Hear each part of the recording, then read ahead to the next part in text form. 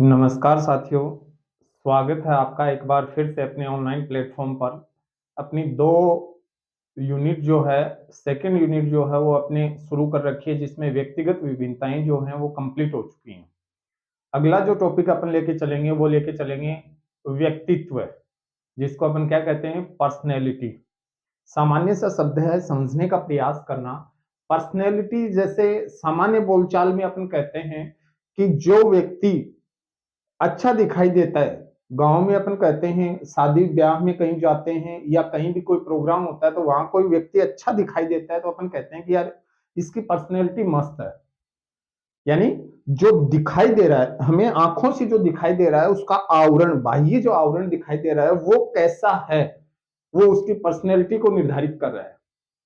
यानी उसका शरीर कैसा है, उसका शरीर जो है, उसके शरीर का रंग जो है वो कैसा है, उसकी आंखें कैसी हैं, उसकी शरीर की हाइट कैसी है, उसका शरीर जो संचालन है वो कैसा है, कपड़े कैसे पहन रखे हैं। तो वो सारी जो बातें हैं वो हमें बाह्य तौर पर हमें लगता है कि उसकी पर्सनैलिटी है। ठीक है ना? तो इसमें हमें क्या सीखना है और हम इससे क्या अनुमान लगा सकते हैं कि हम जब शिक्षक बने तो हमारी कक्षा कक्ष में हमें क्या फायदा होगा। और जो कक्षा कक्ष में जो फायदा होने वाला है वो फायदा इस टॉपिक से कैसे होगा, समझने का प्रयास करना। कोई बच्चा हमारे सामने क्लास में आके बैठता है तो हम ये अनुमान लगा सकते हैं कि ये बच्चा जो है इस प्रकार के व्यक्तित्व का धनी है और फिर उसे उसी प्रकार से शिक्षित किया जा सकता है।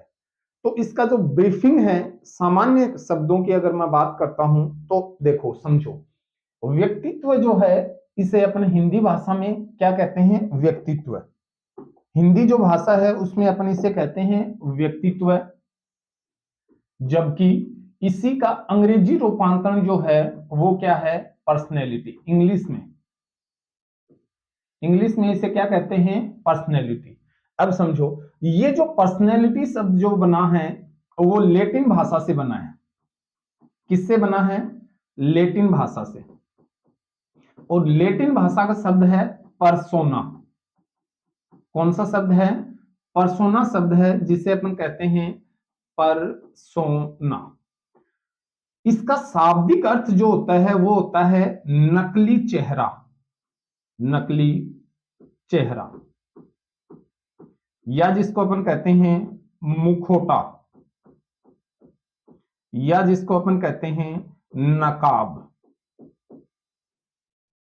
इसका मतलब पुरानी फिल्मों में भी हमने देखा है। इसका अच्छा सा एक उदाहरण अपन कह सकते हैं कि रामायण में जो रावण का किरदार करता है, तो अपन गांव में बच्चे भी खूब करते हैं। गांव को भी कहेंगे, गांव बोलने लग जाओ हाँ कि देखो यो रावण आगो, रावण आगो। कौन क्या करियो, रावण को नकली चेहरे मुंह के ऊपर लगायो तो आप रावण ही बना दियो। छोटा बच्चा जो है वो उनका व्यक्तित्व को निर्धारण कर दें कि यार यो आदमी बुरो है, बेकार आदमी है। तो अपने दिमाग में एक ही चीज चल रहा है कि रावण बुरो आदमी हो, तो उन अपना नाम गांव में उनको नाम रखते हैं रावण। तो जो नकली चेहरा है वो ही हम सीधे शब्दों में कह सकते हैं कि व्यक्तित्व है। ठीक है। अब हम जो हमारे शरीर के, हमारी जो गुण हैं, हमारी जो क्षमताएं हैं, हमारी जो योग्यताएं हैं, उनको जो समाज के सामने प्रस्तुत करते हैं वो ही हमारे व्यक्तित्व का निर्धारण करते हैं। तो देखो, एक जो बालक है ना, बालक, एक बालक के, बहुत अच्छा प्रश्न है, बालक के व्यक्तित्व की शुरुआत होती है परिवार से। कहां से शुरुआत होती है, उसके परिवार से। समझना, एक बच्चा है, छोटा बच्चा है, इस छोटे बच्चे को सबसे पहले उसकी मम्मी जो है वो पहनना सिखाती है, कपड़े पहनना सिखाती है, उसे बोलना सिखाती है, और उसे अच्छे से समाज में कैसे रहा जाए, अच्छे से उसके बाल बनाती है, अच्छे से उसको रखती है, साफ सुथरा रखती है। तो सबसे पहला जो व्यक्तित्व का निर्धारण करता है वो कौन करता है, परिवार। लेकिन लेकिन इस व्यक्तित्व को पूर्ण कौन करता है, वो करता है समाज। तो आपसे अगर एग्जाम में पूछा जाए कि एक बालक के व्यक्तित्व का पूर्ण निर्धारण होता है परिवार में, समाज में, विद्यालय में या फिर वातावरण में, तो हम कह सकते हैं कि उसका संपूर्ण निर्धारण कौन करता है, उसका समाज। जिस समाज में वो रहता है, जिस समाज की उसकी मान्यताएं हैं, प्रथाएं हैं, वो उसके व्यक्तित्व निर्धारण में बहुत बड़ी सार्थक सिद्ध होती हैं। समझ रहे हो इस बात को? तो सबसे पहला जो प्रश्न है, कई बार एग्जाम में पूछा गया है कि व्यक्तित्व शब्द लैटिन भाषा के पर्सोना से बना है, जिसका शाब्दिक अर्थ है नकली चेहरा, मुखौटा या नकाब। ये शब्द आप नोट डाउन कर लो, ये शब्द आप नोट डाउन कर लो, लैटिन भाषा से बना है। कौन सा शब्द था लैटिन भाषा का? पर्सोना शब्द। पर्सोना से बना है, जिसे अपन कहते हैं नकली चेहरा, मुखौटा या नकाब। समझ गए इस बात को? तो ये आप नोट डाउन करो। फिर अपन पर्सनैलिटी के बारे में अपन कुछ अध्ययन करेंगे, कुछ परिभाषाओं की, क्योंकि यहां से हर एग्जाम, हर रिट में यहां से प्रश्न, परिभाषाओं से प्रश्न पूछा गया है। तो अपने को परिभाषाएं बिल्कुल याद करनी पड़ेंगी।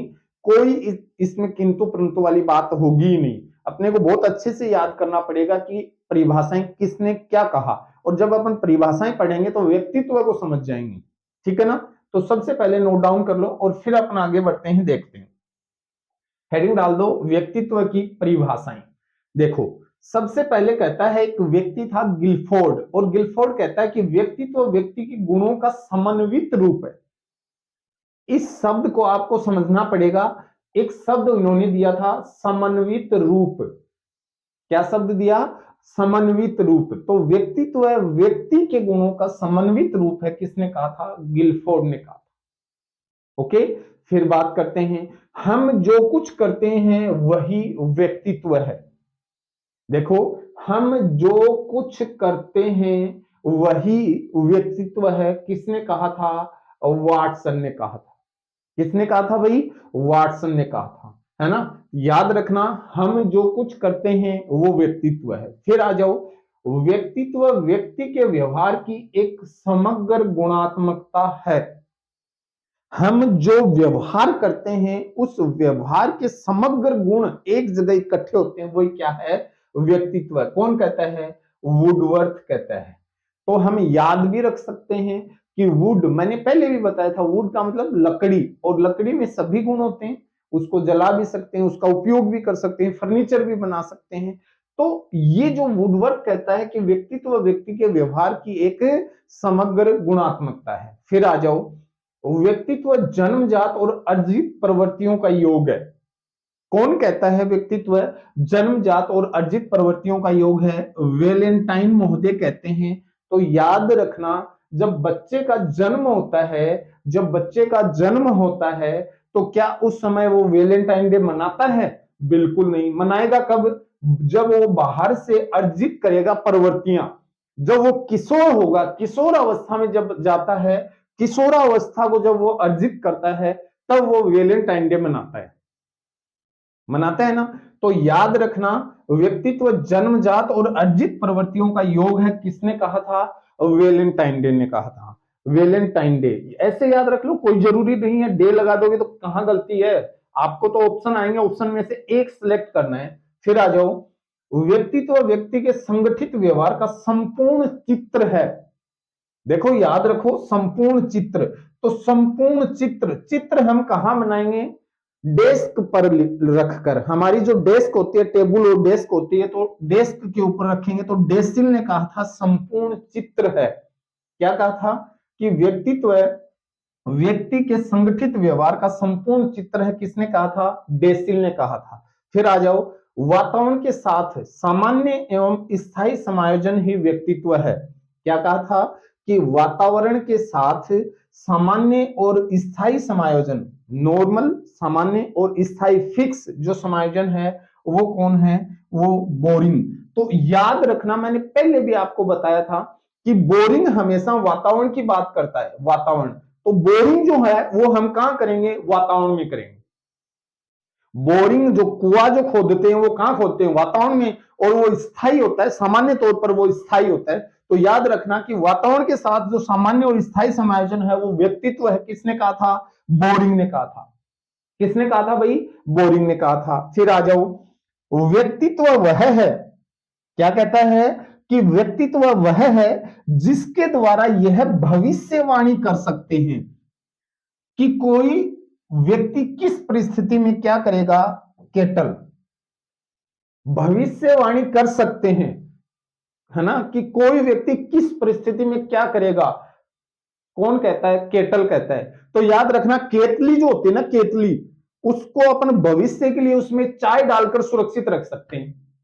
कैसा लगा जुगाड़ बताओ भाई। जो केतली है ना, केतली चाय डाल के लेके जाते हैं ना, तो उसमें चाय गर्म रहती है, तो वो भविष्य के लिए तो रखते हैं अपन, है ना।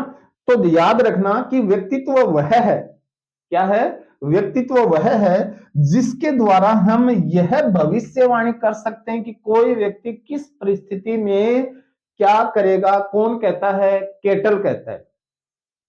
याद रखना, अच्छे से याद रखना, कोई टेंशन वाली बात नहीं है, केटल महोदय कहते हैं। अब इनको नोट डाउन भी करना है। सीधा सीधा करो कि व्यक्तित्व व्यक्ति गुणों का समन्वित रूप है, गिलफोर्ड कहता है। हम जो कुछ करते हैं वही व्यक्तित्व, वाटसन कहता है। व्यक्ति व्यक्ति के व्यवहार की एक समग्र गुणात्मकता है, वुडवर्ड कहता है। व्यक्तित्व जन्मजात और अर्जित प्रवृत्तियों का योग है, वेलेंटाइन कहता है।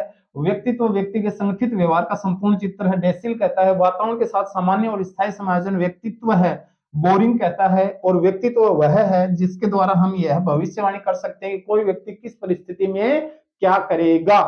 किसने कहा था, केटल ने कहा था। आया मजा, समझ में आया? तो फटाफट नोट डाउन करो, फटाफट नोट डाउन करो। आगे बढ़िया अपन,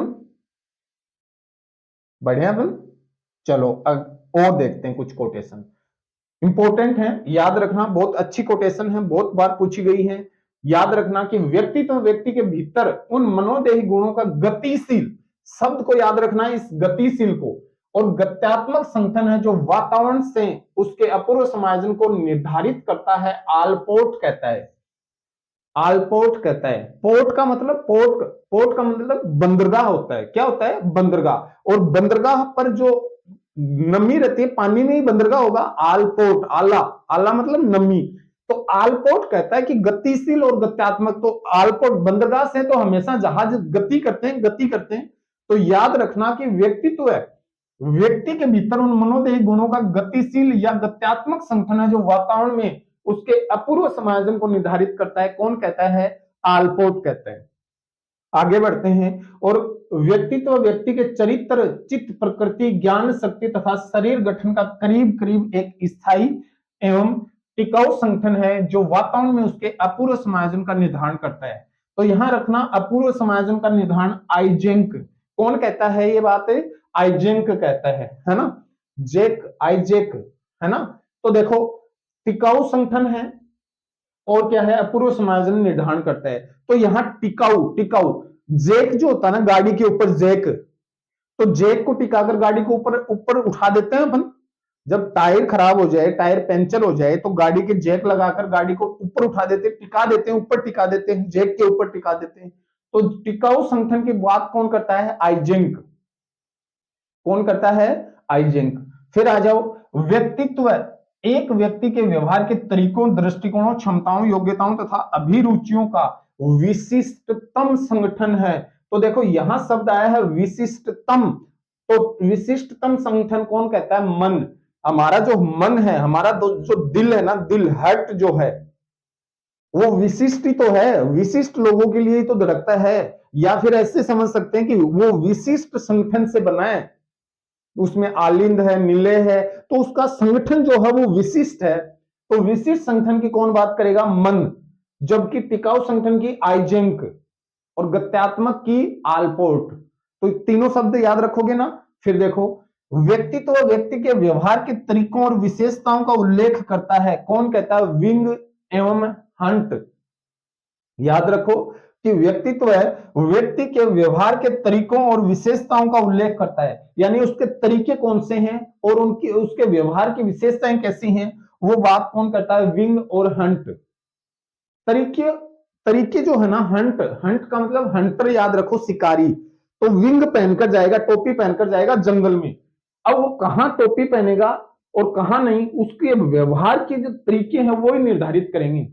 पहले से निर्धारित नहीं होगा कि एक शिकारी जो हंटर जो है वो कहां विंग पहनेगा, कहां नहीं पहनेगा। पहनेगा तो क्यों पहनेगा, उसका व्यवहार जो है, उसका तरीका जो है वो हमें निर्धारित करने पे बात होगी। ठीक है ना।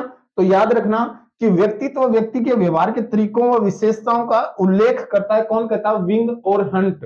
नोट डाउन करो। फिर एक बुक जरूर लिखना, चरित्र एवं व्यक्तित्व, ओलेंस्की ने लिखी थी। बहुत अच्छी पुस्तक है, बहुत अच्छी पुस्तक है। पूछा जा सकता है कि चरित्र तथा व्यक्तित्व किसकी पुस्तक है? ओलेंस्की की। नोट डाउन करो फटाफट।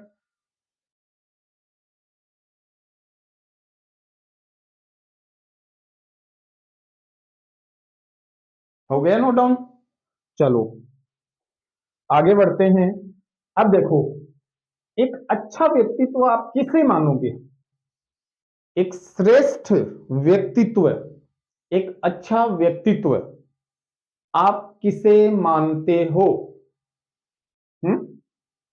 एक अच्छा व्यक्तित्व, एक श्रेष्ठ व्यक्तित्व आप किसे मानते हो? बताओ देखें। देखो, जिसमें सामाजिकता का गुण हो, जो व्यक्ति समाज में बड़ों का सम्मान करता हो, सम्मान आदर भाव करता हो, और अपने संस्कार, अपनी प्रथाएं, अपने रीति रिवाज को मानने वाला हो, उसमें हमें एक अच्छे व्यक्तित्व की झलक दिखाई देती है। सही है क्या? ठीक है। फिर उसका शारीरिक और मानसिक स्वास्थ्य अच्छा हो।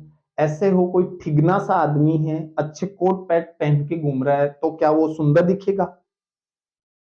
या फिर एक हट्टा कट्टा मस्त आदमी है और उसका मानसिक स्वास्थ्य अच्छा नहीं है, वो किसी को गाली दे रहा है, कपड़े वो उठा रहा है, गली नाली से कुछ उठा रहा है, तो क्या वो उसका अच्छा व्यक्तित्व होगा?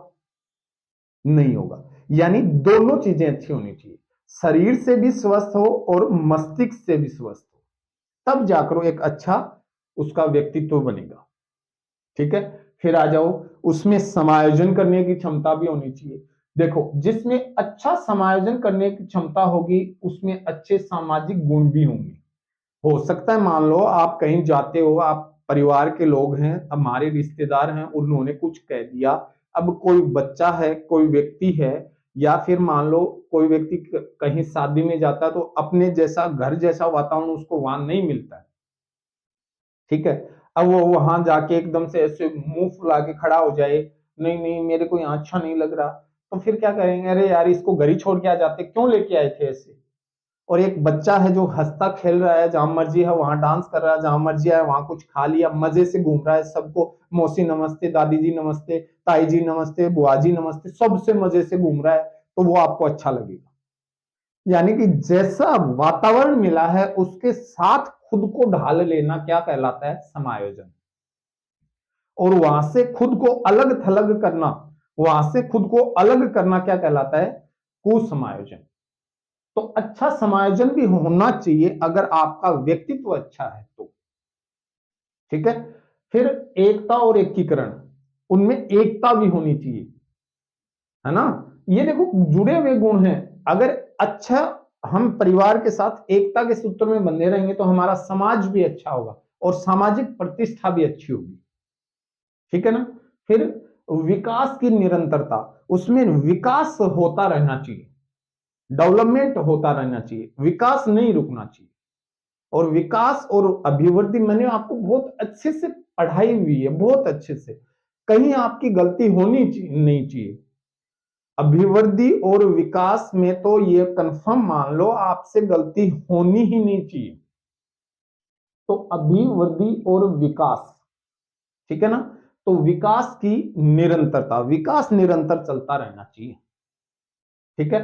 फिर अगर अपन बात करते हैं तो हम कहते हैं कि निर्देशित लक्ष्य से प्राप्ति, यानी कि जो उसको निर्देश मिला है, जो उसका लक्ष्य है, वो उस लक्ष्य को प्राप्त करने के लिए दृढ़ इच्छा शक्ति रखने वाला होना चाहिए।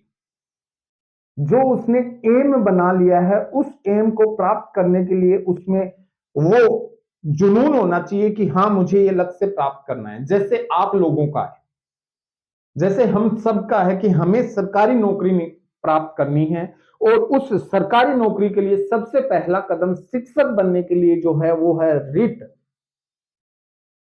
राजस्थान शिक्षक पात्रता परीक्षा। तो इसमें जो है, इसमें हमें जब रिट क्वालिफाई करेंगे तो उसके लिए हमें रोज पढ़ना पड़ता है, नहीं पढ़ना पड़ता क्या? लगता है कि नहीं यार ये वाला टॉपिक है, आज इसको मैं छोड़ देता हूं, इरिक्सन का सिद्धांत आज मैं छोड़ देता हूं, जीवन अवधि उपागम को मैं छोड़ देता हूं, तो क्या आप अपने लक्ष्य की ओर आगे बढ़ रहे हो? नहीं बढ़ रहे भाई साहब, क्योंकि आपके साथ हजारों बच्चे ऐसे हैं, लाखों बच्चे ऐसे हैं जो रोज पढ़ते हैं, लेकिन सफलता निर्धारित उन्हीं को मिलती है, निश्चित उन्हीं को मिलती है जो बाकी सबसे ज्यादा पढ़ते हैं। आप जितना पढ़ रहे हो उतना बाकी और भी पढ़ रहे हैं, लेकिन जितना वो पढ़ रहे हैं उससे ज्यादा अगर आप पढ़ रहे हो तब आपको सफलता मिलेगी। तो याद रखना कि अच्छे व्यक्तित्व में उसमें सामाजिकता का गुण होना चाहिए, उसका शरीर और मानसिक स्वास्थ्य अच्छा होना चाहिए, उसमें अच्छे समायोजन करने की क्षमता होनी चाहिए, उसमें एकता और एकीकरण होना चाहिए, उसमें विकास भी निरंतर चलता रहना चाहिए, निर्देशित लक्ष्य प्राप्ति की ओर वो बढ़ता रहना चाहिए और उसमें दृढ़ इच्छा शक्ति होनी चाहिए। ठीक है, तो ये अच्छे व्यक्तित्व की विशेषताएं हैं। हो सकता है कि आपके एग्जाम में आपको प्रश्न मिल जाए कि इनमें से अच्छे व्यक्तित्व की विशेषता नहीं है और या अच्छे व्यक्तित्व की विशेषता है, तो वो आपको निर्धारित करना है उसमें से कि कौन सा ऑप्शन आएगा। बहुत सारे ऑप्शन बढ़ भी सकते हैं, वो प्रेजेंस ऑफ माइंड निर्धारित करेगा कि आपने कितना सही किया। ठीक है, फिर आ जाओ व्यक्तित्व को प्रभावित करने वाले कारक। वंशानुक्रम, मान लो किसी बच्चे का हेरिडिटी गुण ऐसा है कि उसके माता पिता जो हैं वो सुंदर नहीं है, तो क्या बच्चा सुंदर होगा? क्योंकि मैंने 3 सिद्धांत पढ़ाए थे, समानता, भिन्नता और प्रत्यागमन का सिद्धांत। तो वंशानुक्रम अगर माता पिता के ऊपर गए हैं तो वो सुंदर नहीं होंगे, तो उनका शारीरिक स्वास्थ्य अच्छा नहीं होगा, प्रभावित करेंगे। कोई बच्चा ठिगना रह गया, कोई अत्यधिक लंबा हो गया, तो वो बच्चे के व्यक्तित्व को प्रभावित जरूर करेंगे। तो जो जैसे माता पिता होंगे, जैसे पूर्वज होंगे, बच्चों में झलक दिखाई देती है। गांव के लोग बता देते हैं कि फलाना को है कि तू फलाना को टाबरियो है कि तो बड़ा बुजुर्ग तारक वंश न देखेड़ो तो वह है तारी झलक अब मिला है, और जो झलक मिल रही है वह है, वह अनुमान लगावे हैं कि यो टाबर फलानिए को बच्चों है, बेटी है, बेटो है। समझ रहे होगे? फिर वातावरण, जिस वातावरण में आप रहोगे वैसा आपका व्यवहार होगा। मान लो आप ऐसे वातावरण में रह रहे हो जहां गाली गलौज करते हैं, जहां अभद्र टिप्पणियां करते हैं, तो क्या आपका व्यक्तित्व अच्छा होगा? क्या आप में सामाजिकता का गुण होगा? आप गाली निकालोगे, चलते व्यक्ति को गाली ठोकोगे, तो क्या आप अच्छे व्यक्तित्व के धनी होंगे? नहीं होंगे। क्यों? क्योंकि आपके वातावरण को दूषित कर दिया गया है। और फिर मनोवैज्ञानिक कारक, यानी कि आपकी रुचि किनमें है, आप में योग्यताएं कौन सी हैं, आप में क्षमताएं कितनी हैं, वो सारी चीजें जो हैं वो मनोवैज्ञानिक कारक होते हैं। कि जैसे मान लो आप में इतनी योग्यता है कि आपने एक समाज में आईएएस की नौकरी के लिए यूपीएससी क्लियर कर दिया। अब जैसे आप यूपीएससी क्लियर करोगे तो पूरे जिले में आप अपने आप को अव्वल दर्जे से समझोगे और आपकी सामाजिक प्रतिष्ठा है वो नेक्स्ट एक अलग दर्जे से आपको समाज में प्रतिष्ठित किया जाएगा। तो आपकी सामाजिकता जो गुण है वो मनोवैज्ञानिक कारकों पर भी निर्भर करती है कि आपकी रुचि किनमें है। मान लो कोई व्यक्ति है जो शराब बेचना पसंद करता है, अनैतिक कार्य करता है, तो उसमें सामाजिकता का गुण होगा ही नहीं, तो उसका व्यक्तित्व अच्छा होगा क्या? बिल्कुल ही नहीं होगा। समझ रहे हो? तो ये जो सारे फैक्टर हैं ये आपके इसको प्रभावित करने वाले हैं, जिसमें वंशानुक्रम है, वातावरण है, मनोवैज्ञानिक कारक है, ये सारे जो फैक्टर हैं ये इसमें आपको प्रभावित करते हैं। ठीक है, अब इसको नोट डाउन कर लो, आराम से नोट डाउन कर लो, आप आराम से, कहीं कोई दिक्कत ही नहीं आनी है आपको। हो गया नोट? आगे बढ़े, चलो। अब देखो अगला जो कंटेंट आने वाला है, वो कंटेंट जो है वो अपने एग्जाम में कंफर्म 101% कह रहा हूं, 101% यहां से आपके एग्जाम में प्रश्न बनेंगे। बहुत अच्छे प्रश्न बनने वाले हैं, बहुत प्यारे प्रश्न बनने वाले हैं। समझना, हेडिंग डाल दो व्यक्तित्व के प्रकार। अलग अलग विद्वानों ने अलग अलग प्रकार से व्यक्तित्व को निर्धारित किया है और हम सब के पढ़ने वाले हैं। जो आपके एग्जाम पॉइंट ऑफ व्यू से बहुत इंपॉर्टेंट है, वो तो सारे पढ़ेंगे। अब देखो, कोई भी चीज हो वहां उसकी शुरुआत जरूर होती है, कहीं ना कहीं से शुरुआत जरूर होती है। तो जो शुरुआत हुई थी वो शुरुआत हुई थी 400 ईसा पूर्व पहले। 400 ईसा पूर्व यानी महात्मा बुद्ध के जन्म से पहले की बात अपन कर रहे हैं। 400 ईसा पूर्व, 563 ईसा पूर्व में जन्म हुआ था। तो हम अगर बात करते हैं 400 ईसा पूर्व की, तो हम कहते हैं कि ध्यान से सुनना इस बात को कि 400 ईसा पूर्व में एक वैज्ञानिक हुआ था हिप्पोक्रेटस, और इसने एक पुस्तक लिखी थी नेचर ऑफ मैन। इंपॉर्टेंट पुस्तक है, इंपॉर्टेंट है, बहुत अच्छे से तैयार कर लेना। नेचर ऑफ मैन, इसमें इन्होंने 4 भागों में बांट दिया था। पहले तो इन्होंने 3 ही भागों में बांटा, लेकिन फिर इन्होंने एक चौथा जोड़ दिया था, रुधिर प्रवृत्ति वाले। अब इन्होंने कहा काले पित्त वाले, पीले पित्त वाले, कफ या श्लेष्मा प्रवृत्ति वाले और रुधिर प्रवृत्ति वाले। यानी जिसमें काले पित्तों की प्रधानता होती है जिस व्यक्ति में, समझना इसमें ज्यादा दिमाग नहीं लगाना है, हर व्यक्ति अपनी बात रखेगा, बस उस बात को उस व्यक्ति तक ही सीमित रखना। जैसे यहां हिप्पोक्रेटस कह रहा है तो बस इसको यही समाप्त कर देना, इनको मिक्स मत कर देना वरना अचार बन जाएगा। तो देखो, पहला व्यक्ति था नेचर ऑफ मैन में कहता है कि कोई भी अगर समाज में व्यक्ति है तो उसमें पित्त पाए जाते हैं, और इन्होंने जो वर्गीकरण दिया था वो शरीर में जो द्रव्य है द्रव्य के आधार पर दिया था। तो इसको भी याद रखना कि हिप्पोक्रेटस ने व्यक्तित्व का वर्गीकरण किस आधार पर किया था, शरीर द्रव्यों के आधार पर। 4 प्रकार दिए थे, काले, पीले, कफ और लाल। काले, पीले, कफ और लाल। अब देखो, काला शब्द जो है आपको भी पता है, काला शब्द नेगेटिव है, नकारात्मक है ना। जबकि हमारे जो हमारे क्या पूरे भारत में ये मान लो कि जो काला रंग है वो हम नकारात्मकता का प्रतीक मानते हैं। तो जो काले पित्त वाले बच्चे हैं वो उदास रहेंगे और निराशावादी होते हैं, उनमें आशा नहीं होती है। जब भी आप उनको कहोगे नहीं बच्चा बेटा ये वाला काम कर ले, भैया तू ये काम कर ले, तो वो नहीं रहे यार नहीं होगा इसमें, अरे कोई फॉर्म निकले हुए हैं चल फॉर्म भर के आने, अरे नहीं नौकरी है कहाँ, लगते नहीं है, पहले ही फर्जीवाड़ा हो जाता है, और वो हमेशा निराश रहते हैं। तो काले पित्त वाले कैसे होंगे, निराशावादी होंगे। कैसे होंगे, उदास होंगे। फिर पीले पित्त वाले वो गुस्सेल और चिड़चिड़े होते हैं, गुस्से से भरपूर होते हैं, चिड़चिड़े होते हैं। कोई बात कहेगा तो छोटी छोटी बात पे वो गुस्सा करना, चिड़चिड़ा स्वभाव होता है। तो पीले पित्त वाले कैसे होते हैं, गुस्सेल और चिड़चिड़े होते हैं। कफ और श्लेष्मा प्रवृत्ति के जो बच्चे होते हैं वो विरक्त भाव शून्य और निष्क्रिय होते हैं, उन्हें किसी से कोई मतलब नहीं होता है, किसी बात से उन्हें कोई मतलब नहीं होता, क्या हो रहा है क्या नहीं हो रहा है। दुनिया कुआ तेरी माँ मरगी, मरगी कुआ तेरी माँ जीगी, जीगी। बे टाइप का बच्चा हुए हैं, भाव शून्य विरक्त बच्चा हुए हैं, वरना निष्क्रिय टाइप का हुए हैं। ठीक है चल रही है दुनिया, चल रही है, जी रहा हाँ, मरगा तो मर जाऊंगा, कोई फर्क कौन पड़ा दुनिया में की हो रही। तो ब टाइप का, जब पीड़ा पिता की प्रधानता हुआ ब टाइप का बच्चा हुआ, है ना। अब देखो, कफ श्लेष्मा प्रवृत्ति वाले मैंने आपको बता ही दिया, सॉरी गलत बोल गया, पीले नहीं होंगे, कफ और श्लेष्मा वाले होंगे जो विरक्त और भाव शून्य निष्क्रिय होते हैं। फिर सबसे श्रेष्ठ का रुधिर प्रवृत्ति वाले होते हैं जो प्रसन्न और आशावादी होते हैं, गोल मटोल होते हैं, सुंदर होते हैं, मस्त मोजिज होते हैं, बिंदास घूमने फिरने वाले होते हैं, अपने काम में मस्त रहते हैं, जो करना है वो करना है, नहीं करना वो नहीं करना है, खाने पीने के शौकीन होते हैं।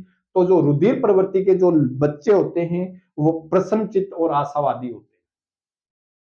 ठीक है, तो याद रखना कि व्यक्तित्व का जो पहला वर्गीकरण दिया था वो 400 ईसा पूर्व पहले दिया था, हिप्पोक्रेटस ने दिया था नेचर ऑफ मैन में। और इन्होंने कहा था कि व्यक्तित्व को शरीर द्रव्यों के आधार पर 4 भागों में बांटा है। कितने भागों में, 4, काले, पीले, कफ और लाल।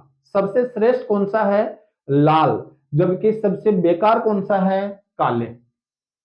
ठीक है, तो याद रखना 4 प्रकार दिए थे, किसने दिए थे, हिप्पोक्रेटस ने। पहला वर्गीकरण हमने पढ़ लिया है, तो इसको नोट डाउन कर लो पहले तो आप, ठीक है ना, नोट डाउन कर लो, हो गया। आगे बढ़े अपन, चलो आगे बढ़ते हैं और अगला जो वर्गीकरण है वो देखते हैं। पहला वर्गीकरण देखते हैं जो दिया था शरीर रचना के आधार पर, यानी कि आपके शरीर का जो आपका शरीर बना हुआ उसकी रचना कैसी है उस आधार पर वर्गीकरण दिया था। दो व्यक्तियों ने दिया था, एक था क्रेस्मर और एक था सेल्डन। 100% यहां से एग्जाम में आता है प्रश्न, आप चाहे इंपोर्टेंट की पावर 1000 लगा देना, यहां से प्रश्न आएगा, कंफर्म आएगा, कोई रोकने वाला नहीं है बिल्कुल भी। तो देखो सबसे पहले क्रेस्मर कहता है, क्या कहता है, क्रेस्पर ने व्यक्तित्व को 3 भागों में बांटा। कितने भागों में बांटा? 3 भागों में। पहला पिकनिक, दूसरा एथलेटिक और तीसरा एस्थेनिक। तो पहला जो पिकनिक प्रकार है वो खाने पीने के शौकीन है, वर्तमान में जीने वाले हैं, गोल मटोल होते हैं, गुस्सा तो कभी आता ही नहीं है, सीधा मस्त मौज करने वाले जो बच्चे हैं, गोल मटोल होते हैं, वर्तमान में जियो हैं, भविष्य की कोई टेंशन को नहीं, वह पिकनिक टाइप। और उनको उपनाम याद रखियो, गोलकाय या साइक्लोआइड कहते हैं इनको। ये जो नाम है इसको बहुत अच्छे से रट के जाना, याद रखना कि हम कहा साइकिल पे बैठ के कहा चले गए थे, पिकनिक करने चले गए। हम साइक्लोआइड, साइक्लोआइड का मतलब पिकनिक टाइप के, मौज मस्त रहने वाले, तो इनको अपन कहते हैं साइक्लोआइड पिकनिक टाइप। दूसरा है एथलेटिक। एथलेटिक नाम आपके सामने आता है तो जो मजबूत होंगे, बलवान होंगे, मस्त रहेंगे, समाज में अच्छी सामाजिक प्रतिष्ठा होगी, समाज के कार्यों को बढ़ चढ़ कर करते हैं, तो वो होते हैं एथलीट। और इसको हम कहते हैं शरीर मजबूत, बलवान, सामाजिक और समायोजित व्यवहार करने वाले जो बच्चे होते हैं वो होते हैं एथलेटिक। वो ज्यादा ना तो मोटे होते हैं ना पतले होते हैं, जबकि ये पिकनिक टाइप के मोटे मोटे होते हैं।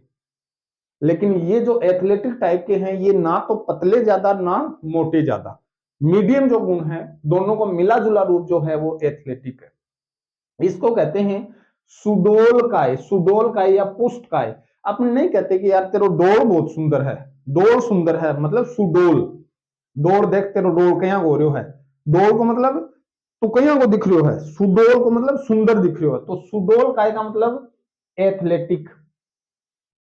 समझ गए? फिर आ जाओ, एस्थेनिक टाइप जो होता है वो होता है दुबला पतला कमजोर चिड़चिड़ा और दिव्या सपन देखते हैं, दिन में सपना देखता रहे हैं, केवल दिन में सपना देखे हैं, सुत्या सुत्या बढ़िया सपना देखे हैं, दुबला पतला हो। वो एक मूवी देखी ना कि या तो बोलो तो नहीं सो पतलो देखियो या नटराज की पेंसिल ही देखी। अहिया का जो नटराज की पेंसिल पर का पतला हुआ ना वह है एस्थेनिक। और बैन बोला क्रिस काय या सिजोआइड या लंबा, तो बस सिजेड़ा रहे आपा बोला उनके सब्जी सिजा लो, तो सब्जी सिजावा है, सिजाया मतलब एकदम चिड़चिड़ा सिजाए सिजाए बरका ही रहे हैं, क्यों ना कोई बोल जा जब गर्म गल जा, दूसरा गर्म गलता अंडा बड़ा हुए हैं एस्थेनिक टाइप का, सिजेड़ा रहे हैं। समझ गया कि तो 3 प्रकार दिया, फिर इन्होंने चौथा प्रकार दिया था जिसको हम कहते हैं डाई प्लास्टिक या ओस प्लास्टिक या मिश्रित काय प्रकार। किसने दिया था? क्रेसमर ने। और इन्होंने कहा था कि तीनों के जो मिले जुले गुण जो हैं वो कौन से होते हैं? वो डाइप्लास्टिक, ओसप्लास्टिक, जिसको मिश्रित काय भी हम कह सकते हैं, क्रेसमर ने दिए थे। तो याद रखना क्रेसमर ने शरीर रचना के आधार पर 3 प्रकार दिए थे, चौथा प्रकार बाद में जोड़ा था। 3 प्रकार पिकनिक, एथलेटिक, एस्थेनिक, और चौथा जो था वो डाइप्लास्टिक या ओसप्लास्टिक। ये जो 4 प्रकार दिए थे, नोट डाउन कर लो अच्छे से।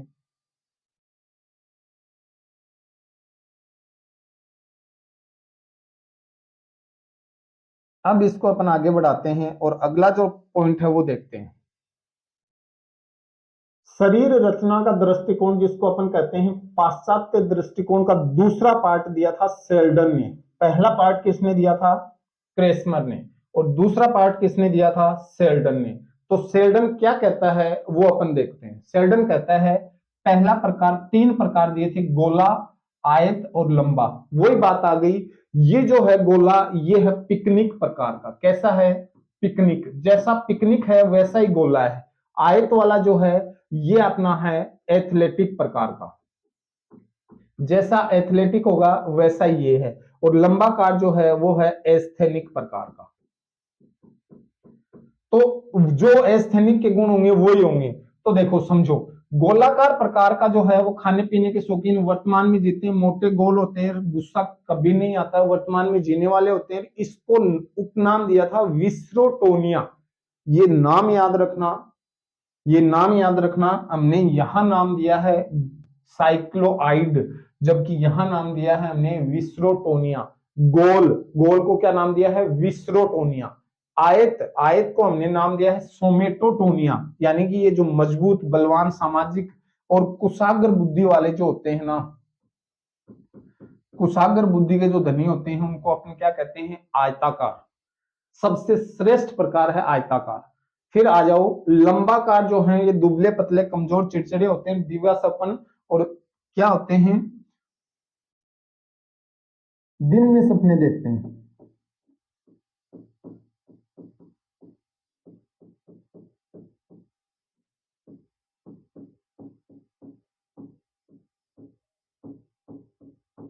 दिन में सपने देखते हैं। और इसका उपनाम है सेरिब्रोटोनिया। इसको अपन क्या कहते हैं? सेरिब्रोटोनिया। याद रखना कि गोलाकार को विस्रोटोनिया, आयताकार को सोमेटोटोनिया और लंबाकार को सेरिब्रोटोनिया। तीनों नाम याद रखना, बहुत अच्छे प्रश्न बनेंगे कि निम्नलिखित में से किस प्रकार का गोलाकार प्रकार को कहा गया है? विस्रोटोनिया, सोमेटोटोनिया, सेरिब्रोटोनिया। ये तीनों नाम बहुत अच्छे बनेंगे। साथ में ही इनको भी याद रखना है कि पिकनिक को साइक्लोआइड कहते हैं और एस्थेनिक को सीजोआइड कहते हैं। यहां से प्रश्न बनेगा, बहुत अच्छा प्रश्न बनेगा। तो इसमें आपको ये सेल्डन का वर्गीकरण जो है ये नोट डाउन करना है, इसको अच्छे से नोट डाउन कर लो भाई, है ना। और इसी के साथ आज की जो अपनी क्लास है इसको अपनी यहीं विराम देंगे, इसी जगह पे। समझ रहे हो मेरी बात को? इस क्लास को अपनी यहीं विराम देने वाले हैं और बाकी का कल इस टॉपिक को अपन कोशिश करेंगे पूरा करने की। अगर नहीं भी होगा तो इसके बाकी के जो वर्गीकरण है वो पूरे कर देंगे। परसों इसके सिद्धांत, व्यक्तित्व के प्रमुख जो सिद्धांत दिए थे वो सिद्धांत पूरे कर देंगे। टेंशन नहीं रखनी है। कोई बच्चे जो हैं अपनी वो बोल रहे थे सर अधिगम वाली यूनिट है, बेटा अधिगम वाली यूनिट भी अपन जल्दी शुरू कर देंगे, टेंशन मत करो। आपको इस मंथ में आपको ये यूनिट और इसके क्वेश्चन मिल जाएंगे। फिर अपन अधिगम की यूनिट ही शुरू करने वाले हैं। अधिगम, अभिप्रेरणा, दो ही टॉपिक है मुख्य, बल्कि बाकी जो छोटे टॉपिक हैं उनमें अपन बात करेंगे। जो मंद बुद्धि बालक है, विशिष्ट बालक हैं, समस्यात्मक बालक हैं, प्रतिभाशाली बालक हैं, उनके बारे में अपन बात करने वाले हैं। वहां से एग्जाम में प्रश्न आता है। तो वो दोनों यूनिट मिक्स हैं, ज्यादा नहीं है। आपको लास्ट से लास्ट बता रहा हूं 15 फरवरी तक फ्री कर दूंगा। टेंशन नहीं रखना है, बिल्कुल मजे से पढ़ाई करो और अपन फिर लास्ट में इकट्ठे क्वेश्चन लेके आएंगे जो आपके तैयारी को और मजबूत करने वाले हैं। और अगर आपको क्लास अच्छी लगे तो लाइक और शेयर जरूर करें। और कल अपन इससे आगे की क्लास को आगे बढ़ाएंगे। तब तक के लिए स्वस्थ रहिए, अपनी पढ़ाई को निरंतर जारी रखिए। जय हिंद साथियों, मिलते हैं कल की क्लास में।